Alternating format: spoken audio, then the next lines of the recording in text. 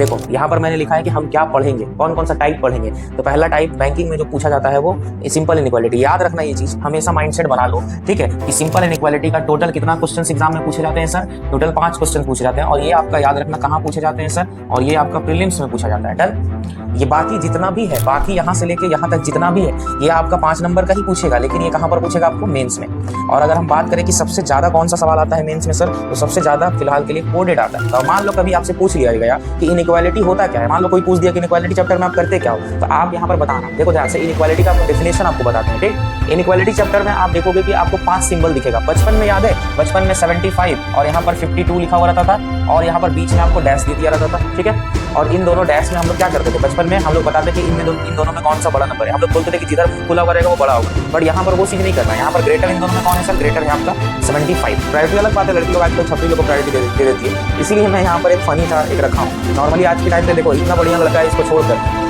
लड़की लोग किसको, ये इतना अच्छा लड़का था, आप लोग न्यूज में देख ही रहे हो, इसको छोड़कर ये कहाँ चले गए? ये देख रहे हो कैसा लग रहा देखने में, तो नहाया भी नहीं है, दाढ़ी वाड़ी भी नहीं बनाया। सर आप बताए थे कि फॉरवर्ड और बैकवर्ड यहाँ पर लिखे, तो उसको बताइए सर। तो ये वाला अगर आपको क्लियर हो गया तो हम आगे बढ़े। Good morning to everyone, I hope कि आप अच्छे होंगे और पीओ बनने का जो आपका तैयारी है वो बहुत बेहतरीन तरीके से चल रहा होगा। जैसा कि आप बैकग्राउंड में देख सकते हैं और थंबनेल में भी आपने देखा ही होगा कि हम लोग यहाँ पर कौन से चैप्टर को डिस्कस करने वाले हैं। रीजनिंग में आपका 35 मार्क्स का बैंकिंग में पूछा जाता है, ठीक है, जिसमें से 5 मार्क्स का आपको कंफर्म है कि ये सवाल आपको दिखेगा इनइक्वालिटी चैप्टर का। ये चैप्टर बहुत ज़्यादा इजी है, ठीक है, और स्कोरिंग है, आपका 5 नंबर यहाँ से बिल्कुल गेन हो जाएगा, ठीक है। यहाँ तक कि आपको बता दें कि मेंस में भी इसके क्वेश्चंस एग्जाम में देखे जाते हैं, ठीक है। मेंस में आपको कॉलम बेस अभी पूछने लगा है, और कॉलम बेस के अलावा रिवर्स इनइक्वालिटी और कोडेड इनइक्वालिटी जो सबसे ज़्यादा पूछा जाता है, हम उन सभी के बहुत अच्छे अच्छे ट्रिक सीखेंगे, और सीखेंगे कि इस सवाल यानी इसके जो 5 सवाल आते हैं उनको हम कैसे 1.5 से 2 मिनट के अंदर 5 सवाल को हम लोग उड़ा पाएँ एग्जाम में, ठीक है। तो चलिए हम लोग जानते हैं कि इनइक्वालिटी चैप्टर में कितने टाइप ऑफ क्वेश्चन एग्जामिनर पूछता है, ठीक है।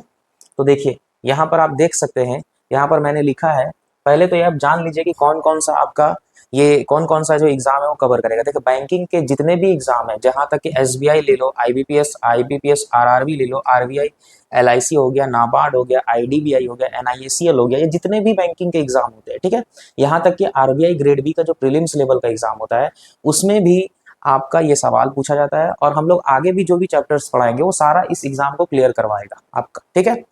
तो 2025 और 2026 को टारगेट करते हुए हम लोग ये वीडियोस वगैरह कंप्लीट करवाएंगे। हमारी टीम मैथ, रीजनिंग, इंग्लिश और जनरल अवेयरनेस के पूरे भरपूर कंटेंट के साथ उतरने वाली है, और आप भरोसा करिए कि यूट्यूब में पहली बार ही ऐसा होगा जिसको आपको पूरा कंप्लीट वीडियो पढ़ने के बाद आपका पूरा कंप्लीट प्री और मेंस अच्छे तरीके से हो जाएगा, ठीक है।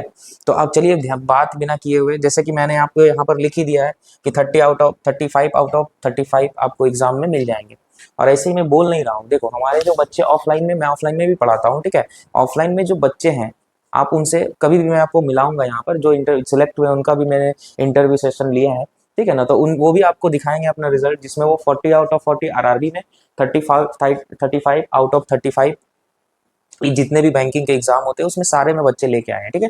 फिलहाल के लिए बात नहीं करते हैं, और चलो स्टार्ट करते हैं, देखते हैं, ठीक है। देखो यहाँ पर मैंने लिखा है कि हम क्या पढ़ेंगे, कौन कौन सा टाइप पढ़ेंगे। तो पहला टाइप बैंकिंग में जो पूछा जाता है वो सिंपल इनइक्वालिटी। याद रखना ये चीज, हमेशा माइंडसेट बना लो, ठीक है, कि सिंपल इनइक्वालिटी का टोटल कितना क्वेश्चंस एग्जाम में पूछे जाते हैं सर? टोटल 5 क्वेश्चन पूछे जाते हैं, और ये आपका याद रखना कहाँ पूछे जाते हैं सर, और ये आपका प्रीलिम्स में पूछा जाता है। डन। ये बाकी जितना भी है, बाकी यहाँ से लेके यहाँ तक जितना भी है, ये आपका 5 नंबर का ही पूछेगा, लेकिन ये कहाँ पर पूछेगा? आपको मेंस में।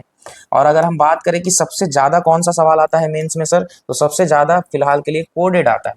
अभी एग्जाम्स में कॉलम बेस्ड भी सवाल एग्जाम में पूछे जाने लगे हैं, ठीक है। तो हम लोग एक एक करके सारे चीजों को डिस्कस करेंगे।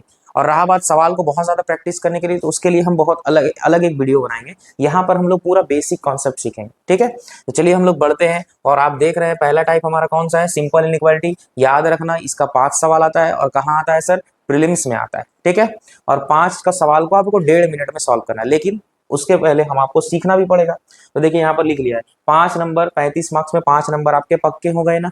बिल्कुल पक्के हो गए, इसकी गारंटी लेता हूँ। चलो आगे बढ़ते हैं, ठीक है। यहाँ पर देखो ये आपका सिंपल इनइक्वालिटी का सवाल, यहाँ पर आगे बढ़ जाओ। देखो ध्यान दो, सिंपल इनइक्वालिटी का यहाँ पर आपको कुछ सवाल दिखेंगे। सिंपल इनइक्वालिटी का वो सवाल क्या है, देखो हमेशा आपको सवाल के अंदर याद रखना, माइंडसेट बना लो, हमेशा आपको सवाल के अंदर स्टेटमेंट गिवन होगा, जिसको हिंदी में हम लोग क्या बोलते हैं सर, जिसको हिंदी में हम लोग बोलते हैं कथन। क्या बोलते हैं? कथन। डन। कंक्लूजन भी गिवन होगा सर। कंक्लूजन का हिंदी क्या होगा सर? कंक्लूजन का हिंदी होगा निष्कर्ष। किसी को दिक्कत इसमें सर? नहीं सर, ये आप लोग जानते होंगे। ठीक है, स्टेटमेंट में अगर आप ध्यान से देखोगे तो स्टेटमेंट में बहुत सारे आपको अल्फाबेट्स दिख रहे हैं। बहुत सारे क्या दिख रहे हैं सर? अल्फाबेट्स दिख रहे हैं। ठीक है, अल्फाबेट्स को हम लोग यहाँ पर क्या बोलेंगे, याद रखना, अल्फाबेट्स को हम लोग बोलेंगे सर यहाँ पर एलिमेंट। क्या बोलेंगे सर? अल्फाबेट्स को हम लोग एलिमेंट, जिसको हिंदी में क्या बोला जाता है सर? तत्व। ठीक है, कोई भी एक एलिमेंट्स मानेंगे इसको हम, यहाँ पर इसको अल्फाबेट्स नहीं मानेंगे, हम इसको यहाँ पर क्या मानेंगे सर?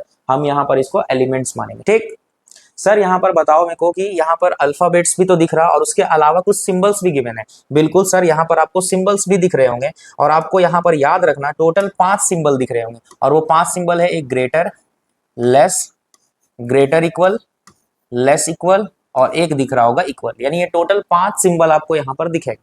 ठीक है, आप खाली एक मान लो आपसे, छोड़ो ये सब बातें, ठीक है, ये सब बातें छोड़ो, आप खाली मेरे को इतना बताओ, मान लो कभी आपसे पूछ लिया गया कि इनइक्वालिटी होता क्या है, मान लो कोई पूछ दिया कि इनइक्वालिटी चैप्टर में आप करते क्या हो, तो आप यहाँ पर बताना। देखो ध्यान से, इनइक्वालिटी का हम डेफिनेशन आपको बताते हैं। ठीक, इनइक्वालिटी चैप्टर में आप देखोगे कि आपको 5 सिंबल दिखेगा। बचपन में याद है, बचपन में 75 और यहाँ पर 52 लिखा हुआ रहता था और यहाँ पर बीच में आपको डैश दे दिया रहता था। ठीक है, और इन दोनों डैश में हम लोग क्या करते थे, बचपन में हम लोग बताते कि इन दोनों में कौन सा बड़ा नंबर है, हम लोग बोलते थे कि जिधर मुंह खुला हुआ रहेगा वो बड़ा होगा। बट यहाँ पर वो चीज नहीं करना है, यहाँ पर ग्रेटर इन दोनों में कौन है सर? ग्रेटर है आपका 75। बात समझ में आया? तो हम लोग इन दोनों के बीच में करते क्या थे, हम लोग सर इन दोनों नंबर के बीच में कंपेयर करते थे। क्या करते थे? कंपेयर करते थे और बताते थे कि इन दोनों में कौन सा बड़ा है और कौन सा छोटा है। तो याद रखो कि इस सिंबल से हम लोग करते क्या है सर? इस सिंबल से हम लोग कंपैरिजन करते हैं। क्या करते हैं? कंपैरिजन करते हैं। तो अगर आपसे पूछा जाए कि इनइक्वालिटी चैप्टर में आप लोग करते क्या हो सर, तो आप बोलना है इनइक्वालिटी चैप्टर में हम लोग कंपैरिजन करते हैं। सर यहाँ पर बचपन में नंबर के बीच कंपैरिजन करते थे और बड़ा हो जाएंगे तो सर नंबर के बीच नहीं, यहाँ पर हम किसके बीच कंपेयर करेंगे सर? एलिमेंट्स। अभी मैंने आपको बताया कि इन सभी को हम लोग क्या बोलेंगे? एलिमेंट्स। ठीक है, तो अगर आपसे बोला जाए कि इनइक्वालिटी का आप डेफिनेशन बता दो, तो आप बोलना कि इस इनइक्वालिटी का डेफिनेशन होता है कंपैरिजन। क्या होता है? कंपैरिजन। Comparison between elements. बात समझ में आया? बोलो सर ठीक है, हमको बनाने सिखा दीजिए। तो बिल्कुल, बनाने से पहले आपको ये सब छोटा छोटा बात है जो जानना जरूरी है। ठीक है, बढ़िया से आप सीखो, बढ़िया से आराम से समय दो, आपको पूरा चीज क्लियर हो जाएगा। ठीक है, फिलहाल के लिए सर हम लोग कंपेयर करते हैं। ठीक है, अब हम लोग आगे बढ़ते हैं, इस वाले चीज से हम लोग आगे बढ़ते हैं। ठीक है, बैक जाते हैं, ये चीज हमको बाद में समझाएंगे कि वो मैंने फोटो क्यों लगाया है। ठीक है, फिलहाल के लिए देखो, स्टेटमेंट कंक्लूजन, यहाँ पर 10 ठो मैंने कंक्लूजन रख दिया है, ये आपको मैं बना के सिखाऊंगा। फिलहाल के लिए क्या है क्या नहीं है, देखो कैसे बनाया जाता है, याद रखना, ध्यान से एकदम देखोगे। ठीक है, यहाँ पर मैं कुछ बना देता हूँ आपको, 5 सिंबल जैसे कि मैंने बताया आपको। ठीक है, अब मैं स्टार्ट कर रहा हूँ, सिखा रहा हूँ। ठीक है, यहाँ पर मैं हैशटैग कर दे रहा हूँ, ये इंपॉर्टेंट है। ठीक है, ध्यान से देखना, यहाँ पर आपको मैंने एक कॉलम बना दिया है, यहाँ पर मैंने एक ग्रेटर रख दिया, ग्रेटर इक्वल रख दिया और मान लो यहाँ पर मैंने इक्वल रख दिया। ठीक सर, यहाँ पर मैंने लेस रख दिया, यहाँ पर लेस इक्वल रख दिया और यहाँ पर इक्वल रख दिया। डन। ठीक है, अब बताओ मेरे को, ध्यान से देखना, ऊपर वाले का मैंने नाम रख दिया ए, ऊपर वाले का नाम मैंने क्या रख दिया? ए, और नीचे वाले का नाम मैंने क्या रख दिया सर? मैंने नाम रख दिया इसका बी। किसी को दिक्कत? आप बताओ कि इनमें से इसको, इस वाले को क्या बोला जाता है सर? इस वाले को हम लोग रॉ बोलते हैं और इस वाले को हम लोग क्या बोलते हैं सर? कॉलम बोलते हैं। बात समझ में आया? हॉरिजॉन्टल लाइन को रॉ बोलेंगे, वर्टिकल लाइन को हम लोग क्या बोलेंगे? कॉलम बोलेंगे। डन। अब ध्यान से देखो, इस वाले रॉ का हमने एक नाम रखा और उसका नाम क्या है? ए, और नीचे वाले रॉ का मैंने क्या नाम रखा? बी। बात समझ में आया? अब हम लोग क्या करेंगे ना, इस कॉलम का एक नाम रखेंगे, इस कॉलम का क्या नाम रखेंगे? कुछ नाम रखेंगे। चलो हम लोग कॉलम का एक नाम रखते हैं। इस कॉलम को तुम समझना कि ये कॉलम में जो 2 सिंबल है ना, वो जॉब करने वाला सिंबल है। ये कौन सा सिंबल है? जॉब करने वाला। ठीक है, गवर्नमेंट जॉब समझ लो। ठीक है, ये वाला जो कॉलम है, इसमें जो ग्रेटर इक्वल और लेस इक्वल है, ये एक स्टूडेंट है, आप लोग की तरह स्टूडेंट है। ठीक है, बात समझ में आया?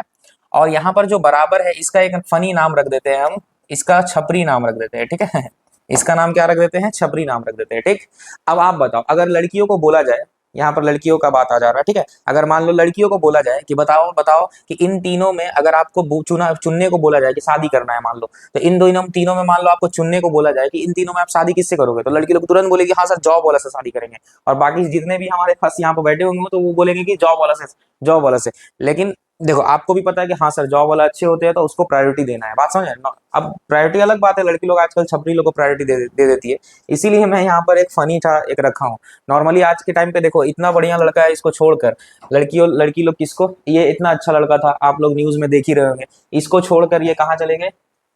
ये देख रहे हो कैसा लग रहा देखने में, बट नहाया भी नहीं है, दाढ़ी वाड़ी भी नहीं बनाया है, पता नहीं बाबा के तरह लग रहा है। यहाँ देखो आजकल रील्स भी बने बेचारा लोग, जिसका जिसका ऐसा ऐसा हेयर है ना, वो क्या कर रहा पता है, डर से वो घूम नहीं रहा रोड में, ठीक है, ड्रम वगैरह देख ले रहा तो वो बेचारा डरने लगा है, ठीक है। लेकिन ऐसा नहीं है, चलो वो कुछ कुछ घटना ऐसा हो जाता है नॉर्मली, चलो बात नहीं करते हैं, आगे बढ़ते हैं, ठीक है। प्रायोरिटी आपको याद रखना किसको देना है, इस तरीके के लड़के को प्रायोरिटी देना है, इस तरीके के लड़के को प्रायोरिटी देना है, इस तरीके का नहीं देना है, ठीक है। फिलहाल के लिए ध्यान दो, हम लोग क्या बोले कि जॉब, स्टूडेंट और छपरी तीनों रहेगा तो किसको प्रायोरिटी देंगे, जॉब वाले को। अगर ये नहीं रहा स्टूडेंट छपरी रहा तो स्टूडेंट को प्रायोरिटी देंगे, ठीक है। या ऐसे भी समझ सकते हो, चलो मैंने लिख देता हूँ यहाँ पर ध्यान से, यहाँ पर पीओ लिख देता हूँ, बैंक पीओ, यहाँ पर मान लो मैंने क्लर्क लिख दिया, ठीक है, और यहाँ पर मान लो मैंने पीओन रख दिया। आपको अगर तीनों में जॉब दिया जाए तो आप किसको चूज करोगे, पीओ को चूज करोगे, अगर ये नहीं मिला तो क्लर्क चूज करोगे, ठीक है। तो अब यहाँ पर ध्यान देना, ये एक बात है जो आपको याद रखना है बढ़िया से, मैं एकदम आराम से समझाऊंगा, मैं बहुत ज्यादा प्रेशर नहीं ले रहा हूँ, मैं बहुत ज्यादा आपको आप वीडियो को स्पीड कर लेना और बढ़िया से इसको घर में देख लेना, ठीक है। मैं अभी आराम से आपको पढ़ाऊंगा, एक ये बॉक्स को आपको बढ़िया से सिखाएंगे हम, और दूसरा एक आपको जानना है, ध्यान से देखना, दूसरा एक आपको जो जानना है वो क्या है, दूसरा आपको जो जानना है वो आपको क्या है, एक फॉरवर्ड एक बात है जो जानना है आपको, और दूसरा क्या है, बैकवर्ड। दूसरा क्या है सर, बैकवर्ड, ये आपको बस जानना है, फॉरवर्ड एंड बैकवर्ड। आप टेंशन मत लो, हम आपको एक एक करके सिखाते हैं। चलो अब एकदम रेडी हो जाओ, ठीक है, रेडी हो जाओ सीखने के लिए। हम लोग याद रखना इस सवाल को प्रायोरिटी बेस पे आंसर करेंगे, ठीक है।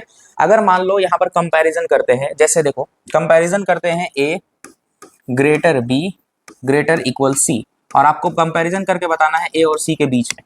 तो सर ए और सी के बीच में अगर हम कंपैरिजन करें तो हमको दो सिंबल दिख रहा, कौन कौन सा सिंबल दिख रहा सर, एक बार हमको ग्रेटर दिख रहा और दूसरा बार ग्रेटर इक्वल दिख रहा, बोलो हाँ या ना। बिल्कुल सर, अब बताओ कि ग्रेटर दिख रहा और ग्रेटर इक्वल आपको यहाँ दिख रहा, बोलो हाँ या ना। इस वाले को आप क्या बोल के रखे हो, जॉब, और इस वाले को क्या बोल के रखो, स्टूडेंट, इस वाले को पीओ और इस वाले को क्या बोलोगे, क्लर्क। आप बताओ इन दोनों में आप प्रायोरिटी किसको दोगे, आप भी बोलोगे सर हम इस वाले में ग्रेटर को प्रायोरिटी देंगे, तो जो हमारा यहाँ पर आंसर बनेगा वो हमारा क्या बनेगा सर, ग्रेटर। बात समझ में आया, डन यहाँ तक। यानी हमको प्रायोरिटी देना, अच्छा सर हम समझ गए, प्रायोरिटी देना है ना, मतलब ग्रेटर और ग्रेटर इक्वल रहेगा तो हम आंसर ग्रेटर को करेंगे, हाँ बिल्कुल सही है। अगर आपके सामने ग्रेटर इक्वल और इक्वल रहा तो आप आंसर किसको करोगे, ग्रेटर इक्वल को करोगे, हाँ सर। अगर तीनों रहा तो सर, तीनों रहा तो हम ग्रेटर को करेंगे। अगर सर ग्रेटर और इक्वल रहा तो ग्रेटर को ही करेंगे। अगर ग्रेटर इक्वल ही रहा तो ग्रेटर को ही करेंगे। बात समझ में आए, अगर सर ग्रेटर इक्वल ही रहा तो ग्रेटर इक्वल को ही करेंगे। यानी आपके सामने जो मौजूद रहेगा उसमें जो सबसे प्रायोरिटी सबसे बड़ा रहेगा उसको आप आंसर करोगे। बात समझ में आया, बिल्कुल सर समझ में आ गया। चलो यहाँ पर नीचे चलते हैं, सेम कहानी, अगर कहीं पर लेस और लेस इक्वल रहा तो आंसर किसको करोगे, लेस। लेस इक्वल रहा तो लेस इक्वल, लेस और इक्वल रहा तो लेस, लेस रहा तो लेस। समझ में आया क्या बोले, लेस इक्वल रहा तो लेस इक्वल। बात समझ में आया, अच्छा सर समझ में आ गया हमको पूरा, मतलब हमको प्रायोरिटी देना है, हमारे सामने जो रहेगा उसके हिसाब से प्रायोरिटी देना है। हाँ बिल्कुल आप सही हो, ठीक है। तो ऐसे अगर हम कंपैरिजन निकाले तो टोटल 14 कंपैरिजन यहाँ से निकलेगा, गिनते नहीं है बस सीखते हैं, ठीक है, गिनेंगे नहीं, 14 को गिनना ही है ऐसा जरूरी नहीं है, आप बस सीखो। फिर से एक बार रिवीजन कर देते हैं, ग्रेटर और ग्रेटर इक्वल में ग्रेटर इक्वल में ग्रेटर इक्वल, तीनों रहा तो ग्रेटर और इक्वल रहा तो ग्रेटर इक्वल रहा तो ग्रेटर इक्वल रहा तो ग्रेटर। समझ में आया क्या, ग्रेटर इक्वल ही रहा, सॉरी। लेस और लेस इक्वल में लेस इक्वल में लेस और इक्वल में लेस, तीनों रहा तो लेस। आया बात समझ में। तो इस तरीके से आप हम लोग जो कंपैरिजन किए वो आपको समझ में आ गया होगा। अब एक चीज आपके मन में सवाल आया होगा, क्या सर सवाल आया होगा, सर आप जो कंपैरिजन किए सर वो सिर्फ ए और ए के बीच किए सर, बी के बीच किए, मतलब ए अलग से किए आप, बी अलग से किए। सर ऐसा नहीं हो सकता है कि ए का कंपैरिजन इन दोनों के साथ हो जाए, या बी का कंपैरिजन ए का कंपैरिजन, ये पहला वाला जो कंपैरिजन है वो इन दोनों के साथ हो जाए, यानी ग्रेटर का कंपैरिजन लेस और लेस इक्वल के साथ, और ग्रेटर इक्वल का कंपैरिजन लेस और इक्वल के साथ। सर इसको इग्नोर करो, छपरी है, ठीक है ना, इन दोनों का कंपैरिजन ऐसा नहीं हो सकता सर, बिल्कुल हो सकता है। चलो हम इसको लिख देते हैं, ग्रेटर लेस का कंपैरिजन हो सकता है सर, ग्रेटर लेस इक्वल का comparison sir, greater less equal का कंपैरिजन हो सकता है।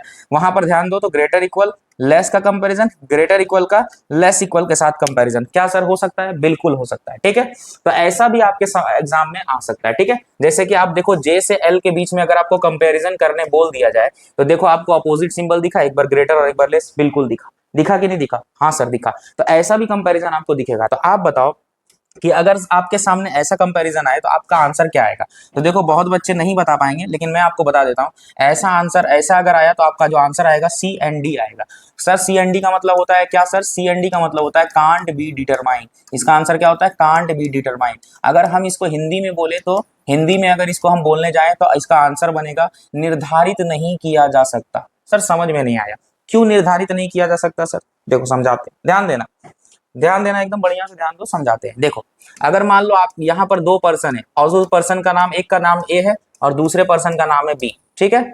अगर मान लो किसी एक सी से पूछा गया, मान लो चलो सी को भी बना देते हैं, यहाँ पर एक सी है और एक मान लो यहाँ पर डी है।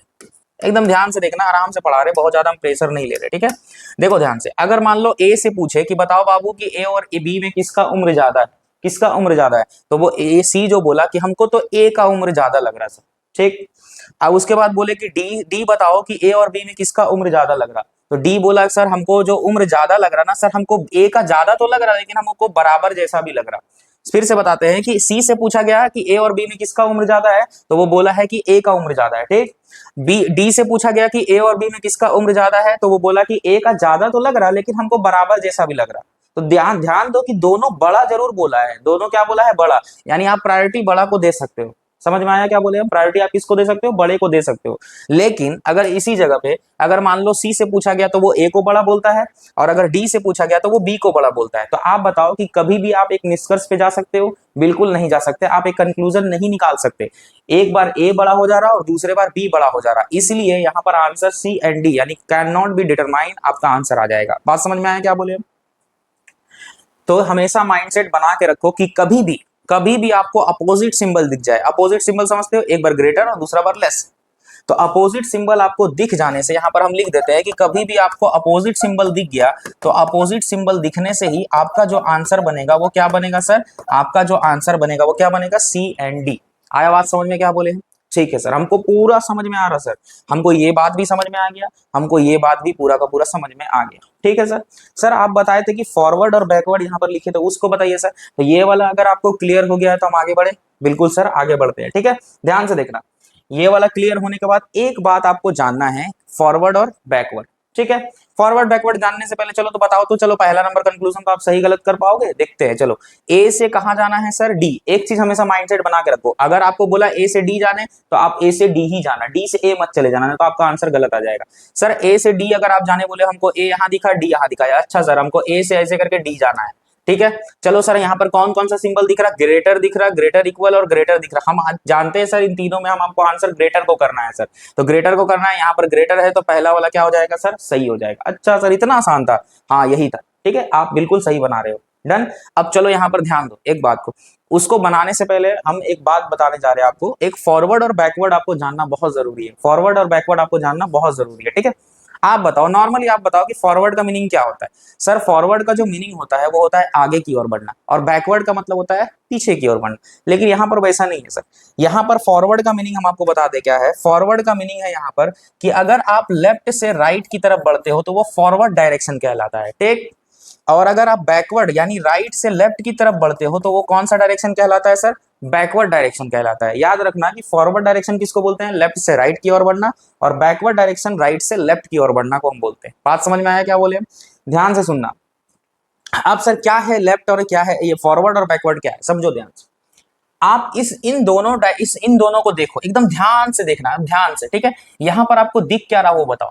यहाँ पर जो हमको दिख रहा है एकदम, यहाँ पर हम आपको समझाते हैं बढ़िया से। दिख रहा सर ए ग्रेटर डी, हमको क्या दिख रहा सर? ए ग्रेटर डी। ध्यान से देखना, ए ग्रेटर डी दिख रहा, ठीक। हम क्या करते हैं ना सर, हम क्या करते हैं, हम कुछ नहीं करते हैं, हम डी को इस साइड कर देते हैं सर, हम डी को इस साइड कर देते हैं सर, और ए को हम इस साइड कर देते हैं, ठीक। और अगर हम यहाँ पर ग्रेटर का ग्रेटर ही रहने दे तो क्या ये सही होगा? समझ में आया क्या बोले हम? सही होगा ये? नहीं सर, ये बिल्कुल भी सही नहीं होगा। क्यों नहीं सही होगा सर? अगर सर हम इसको नॉर्मल ही देखें तो इन दोनों में ए आपका यहाँ पर क्या हो रहा? बड़ा हो रहा, लेकिन इन दोनों में आप ए को सर छोटा बना दियो, इसका मतलब यहाँ पर गलत हो गया सर, आप गलत कर दिए, यहाँ पर ग्रेटर नहीं होगा सर। तो सर ग्रेटर नहीं होगा तो यहाँ पर क्या सर? ग्रेटर के जगह यहाँ पर लेस होगा सर। अच्छा सर, इसका मतलब हम समझ गए कि डी को अगर आप इधर करोगे ना, यानी डी को आप चेंज करोगे ना, तो हमको सिंबल को भी चेंज करना पड़ेगा सर। नहीं समझे सर? देखो ध्यान से समझाते हैं। जैसे देखो यहाँ पर समझना बात को, ए से जब आप डी के तरफ बढ़े तो ये आप बढ़े, ये कौन सा डायरेक्शन है सर? लेफ्ट से राइट की तरफ बढ़े, इसका मतलब ये वाला फॉरवर्ड डायरेक्शन है। तो फॉरवर्ड डायरेक्शन में हमको कोई भी चीज को चेंज करने का जरूरत नहीं पड़ा सर। हम ग्रेटर, ग्रेटर इक्वल और ग्रेटर देखें, और इन तीनों में जब हम कंपेयर किए तो हम सीखे हुए हैं कि इन दोनों में आपका आंसर ग्रेटर आता है सर, और हमको ग्रेटर दिखा तो हम इसको क्या कर दिए सर? सही कर दिए। बिल्कुल आप सही किए हो। लेकिन जैसे ही आपको दूसरा वाला कंक्लूजन में डी से ए जाने बोला, तो डी से अगर आप ए की तरफ बढ़े तो ये जो डायरेक्शन है वो कौन सा डायरेक्शन है सर? बैकवर्ड डायरेक्शन है। ये कौन सा डायरेक्शन है? बैकवर्ड डायरेक्शन है। ठीक, तो यहाँ पर डायरेक्शन से देखो, यहाँ पर तो आपका सवाल गलत हो जाएगा, क्योंकि आप सिंबल को देख के आंसर कर रहे हो। यहाँ बैकवर्ड बढ़ो या फॉरवर्ड बढ़ो, आप सिंबल को कंपेयर करोगे तो आपका आंसर हमेशा सेम ही ना आएगा। आप इधर से भी कंपेयर करो तो ग्रेटर, ग्रेटर इक्वल ग्रेटर में आपका आंसर ग्रेटर ही आ जाएगा। और अगर आप इसको ग्रेटर देखोगे कि ग्रेटर नहीं है और इसको गलत कर दोगे तो आपका आंसर क्या हो जाएगा? गलत हो जाएगा। आप ध्यान से देखो ना बाबू, यहाँ पर ध्यान से देखो कि ए जो है वो बड़ा है और डी हमारा छोटा है। यहाँ पर देखो डी हमारा यहाँ पर भी छोटा है। समझ गए सर? अच्छा समझ गए। मतलब सर ये होगा कि जब भी हम बैकवर्ड डायरेक्शन मूव करेंगे ना सर, जब भी हम बैकवर्ड डायरेक्शन मूव करेंगे तो हमारा जो सिंबल जो होगा ना सर वो पलट जाएगा। सर सारे सिंबल को पलटना है? बिल्कुल, नियम के हिसाब से तो सारे सिंबल को ही पलटना पड़ेगा, लेकिन ऐसे नहीं करेंगे। मान लो वहां से वहां जाने बोला तो बैठ के सारा सिंबल पलटेंगे क्या? नहीं। आप क्या करो पता है? आप पहले आंसर निकाल लो और लास्ट में जो भी आपका आंसर आएगा ना उसको आप सिंबल को पलट दो। यानी अगर आपका आंसर ग्रेटर आया तो पलट के उसको लेस कर दो, अगर आपका आंसर लेस आया तो आप उसको पलट के ग्रेटर कर दो, अगर आपका आंसर लेस इक्वल आया तो पलट के आप ग्रेटर इक्वल कर दो, अगर आपका आंसर ग्रेटर इक्वल आया तो पलट के लेस इक्वल कर दो। आया बात समझ में? तो चलो सर हम समझ गए, यानी बैकवर्ड जाएंगे ना सर सिंबल चेंज करेंगे। अच्छा हम समझ गए। तो यहाँ पर एक नोट बना के लिख दो ना सर। बिल्कुल लिख देते हैं कि जब भी अगर आप बैकवर्ड डायरेक्शन जाओगे सिंबल को क्या करना पड़ेगा सर? सिंबल को अपोजिट करना पड़ेगा। अपोजिट मतलब चेंज करना पड़ेगा। बात समझ में आया क्या सर? हाँ सर बिल्कुल समझ गए। इसको स्टार मार्क कर दीजिए सर। हाँ चलो स्टार मार्क कर देते हैं क्योंकि ये वेरी वेरी इंपॉर्टेंट है। डन, समझ में आ गया? समझ में आ गया सर। तो चलो यहाँ पर ये जो आंसर होगा सही होगा या गलत होगा? बिल्कुल सर, हम जहां तक जानते हैं कि ये सही होगा। डी से ए जाएंगे तो सर डी से ए जाने पे greater, greater equal greater, answer greater आएगा। लेकिन बैकवर्ड जाएंगे तो वो पलट के क्या हो जाएगा? लेस, और हमारा यहाँ लेस है तो ये क्या हो जाएगा? सही हो जाएगा। आया बात समझ में? हम आपको गारंटी लेते हैं कि इतना ही आपको जानना है। सच बता रहे, सिंपल इनइक्वालिटी, आपको ये सिंपल इनइक्वालिटी का 5 सवाल को सही करने के लिए ना मात्र ये और ये दोनों बात को आपको जानना है। अगर आप ये दोनों सीख गए हो तो मैं आपको गारंटी लेता हूं कि बनाने तो आप सीख गए, सिर्फ प्रैक्टिस का आपको जरूरत पड़ेगा। और प्रैक्टिस क्यों? आपको स्पीड लाने के लिए, क्योंकि आपको पता होना चाहिए कि एग्जाम में बनाने से नौकरी नहीं लगता है या सीखने से नौकरी नहीं लगता है, एग्जाम में जल्दी बनाने से नौकरी लगता है। बात समझ में आया क्या बोले? अब ध्यान से देखो, ध्यान से देखो। चलो हम लोग एक एक करके सारा चीज को सही और गलत करते हैं, ठीक है? चलो आपके सामने ही करते हैं, ठीक है? ऑफलाइन कोचिंग में तो मैं समय दे देता हूँ कि चलो आप बनाओ, लेकिन यहाँ पर क्या है, समय तो दे नहीं सकते, यहाँ पर सब आपको बनाना पड़ेगा। चलो देखते हैं। सर जी से बी जाना है, ध्यान से देखो। जी सर यहाँ है, बी यहाँ है। सर जी से बी गए, greater equal greater equal greater equal greater, सब जगह में प्रायोरिटी आपका आंसर ग्रेटर ही आएगा, लेकिन बैकवर्ड तो पलट के लेस हो जाएगा। यहाँ लेस है तो ये क्या हो जाएगा सर? सही हो जाएगा। ए से एम जाना है सर, ए से अगर हम एम जाएंगे, बीच में देखो ना सर अपोजिट सिंबल आया हुआ है सर, बीच में अपोजिट सिंबल आया हुआ है, यानी सीएनडी होगा। आप बताए थे, बिल्कुल सीएनडी होगा, यानी इसको गलत कर दो, ठीक? सर जी से ए जाना है सर, सर जी से ए जाएंगे, फिर से आपका आंसर इन सभी में ग्रेटर आएगा सर, लेकिन बैकवर्ड है, पलट के लेस हो जाएगा। यहाँ लेस नहीं है, ये क्या हो जाएगा सर? गलत हो जाएगा। सर ई से कहां जाना है आपको? एल जाना है। ई से एल जाना है तो ध्यान से देखना हम जो बताना चाह रहे हैं। सर ई से अगर हम एल जाएंगे तो यहाँ ई से एल जाने से ही बीच में बैक अपोजिट सिंबल आ गया। बीच में अपोजिट सिंबल आ जाने से बिना सोचे समझे इसको गलत कर दो, क्योंकि हम जानते हो कि अपोजिट सिंबल यानी आंसर आपका क्या आएगा? सी एंड डी, ठीक? सर जी से आई जाना है सर, जी से आई जाएंगे, इन दोनों में लेस इक्वल आंसर आएगा, लेस इक्वल है, ये वाला सही हो जाएगा, ठीक? एफ से कहां जाना है? डी, एफ से डी जाएंगे सर, एफ से डी गए, बैकवर्ड, इन दोनों में आंसर ग्रेटर आएगा, बैकवर्ड है तो पलट के लेस हो जाएगा, यहाँ ग्रेटर है, ये क्या हो जाएगा? गलत। एम से के जाना है आपको, एम से अगर के जाना है, ध्यान से देखना, एम से अगर आपको के जाना है, एम से के जाना है, तो एम से के जाने के लिए आप ध्यान दो, एम से के जाएंगे, बैकवर्ड डायरेक्शन, लेस और इक्वल में आपका आंसर लेस आएगा, लेकिन ये पलट के ग्रेटर होगा, यहाँ पर ग्रेटर नहीं है, ये आपका गलत हो जाएगा, ठीक? आई से जी जाना है सर, आई से फिर से ध्यान से देखना, अब इसको मिटा देते हैं, थोड़ा सा वो गंदा हो गया है, ठीक है? आई से जी जाना है, आई से जी जाएंगे, अगर मान लो ये बैकवर्ड है, लेस इक्वल में आंसर लेस इक्वल आएगा, लेकिन बैकवर्ड है, पलट के ग्रेटर इक्वल होगा, यहाँ पर ग्रेटर इक्वल है, ये बिल्कुल क्या हो जाएगा? सही हो जाएगा।